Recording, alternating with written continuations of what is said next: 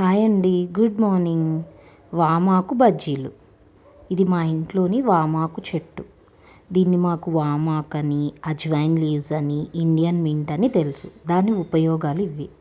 మీకు ఇంకేమన్నా పేర్లు తెలిస్తే మాకు కామెంట్ బాక్స్లో చెప్పండి.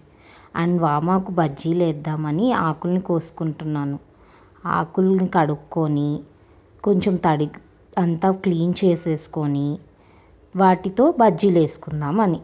1 కప్పు బేసన్ పౌడర్, పసుపు, ఉప్పు, కారం కొంచెం వాటర్తో మిక్స్ చేసేసుకొని దాంట్లో అజ్వైన్ సీడ్స్ని పౌడర్ చేసుకొని వేసుకోవాలి.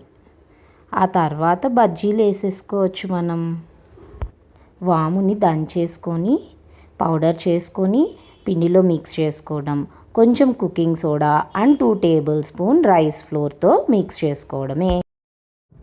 ఇది బాగా మిక్స్ చేసుకొని కొంచెం లిక్విడ్గానే ఉండాలి, మరీ థిక్గా ఉండకూడదు.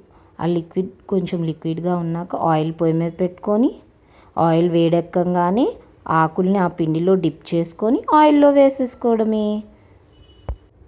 అవి గోల్డెన్ బ్రౌన్ వచ్చేదాకా ఫ్రై చేసుకోవాలి.